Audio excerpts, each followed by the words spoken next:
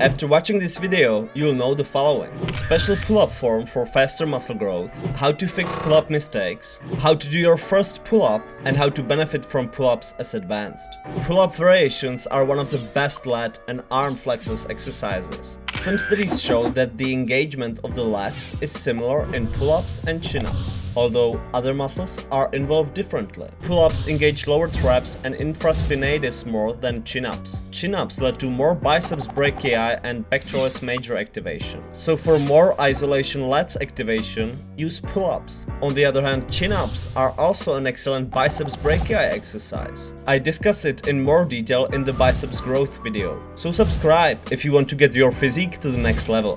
The great choice can also be one-hand lats pull-downs, correcting muscle imbalances and enabling you to have better performance than with two-hand exercises due to bilateral deficit. You activate the erector spinae and biceps more during pull-ups than lat pull-downs. The latissimus dorsi activity is similar in both exercises. Avoid pulling behind your body, which in none of the mentioned studies led to higher lats activity than pulling in front of the body. You can also lean back when pulling in front of the body, increasing lats activation by up to 11%. Pulling in front of the body is safer, since pulling behind the body is unnatural and can lead to pain or injuries, which is crucial once you become advanced and start lifting heavier weights. Unlike lat pull-downs, the pull-up is a closed chain exercise, during which you lift your body weight. If you move, the exercise kinetic chain is closed. If the object moves, the exercise kinetic chain is open. Closed chain exercises allow your body to determine which joints to move and how much. They allow you to spread the lifted load freely across individual muscles, thus putting less strain on your joints and connective tissues. On this scale, closed chain exercises are preferable to open chain, such as one-arm exercises are preferable to two-arm exercises from this point of view. Ensure you can effectively apply limitless progressive overload, which I explain at the end of the video. Use 1.5 times shoulder width grip, which led to more lats, biceps brachii, traps, and infraspinatus activation in the lowering phase than a narrow and wide grip. A 1.5 times shoulder width grip allows you to lift heavier weights than a wide grip.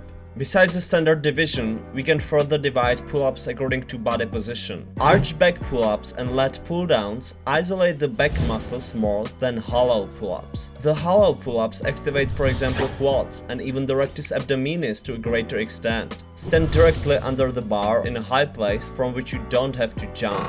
Hold the bar tightly with your hands and stretch your whole body. Keep your body in a straight line for the entire movement. You can bend your legs at the knees and cross them behind your body. Start the pulling from a dead hang by pulling the shoulder blades down. For better lats activation, focus on pulling your elbows down and back instead of lifting your body up. During the exercise, you can lean back slightly as you would when doing lat pull-downs. It could lead to more lat activation of up to 11%. Don't overdo it. It's still vertical pulls, not horizontal ones. A frequent mistake of lifters who don't use weights is to jump on the bar without stabilization of the whole body before the beginning of the exercise. It leads to force inefficiency and energy losses. Although pull-ups are primarily an upper body exercise, like other compound exercises, you need to strengthen your entire body to maximize performance and stability. Before pull-ups, tighten the buttocks and core. Besides performance loss, mindless jumping on the bar can lead to an uneven grip, which causes poor exercise form and suboptimal loading of the required muscles. The movement begins from full extension and ends when your chin clears the bar or you touch it with your chest. In most cases, a full range of motion leads to faster muscle gains, better mobility, and a different type of muscle growth than a reduced range of motion. Thus, for maximum results, you should train with a full range of motion in most cases. Lower your body in a controlled manner to maximally activate the desired muscles. Don't leave the lowering phase to the gravity. A frequent mistake is skipping, which lifters use to make the movement easier. The body should be relatively straight during the entire movement, or slightly bent backward with the legs extended or bent at the knees. For maximum involvement of the required muscles, don't round your shoulders, which could lead to increased involvement of the upper trapezius and a higher risk of injury. Before starting, take a deep breath and exhale when your chin is above the bar.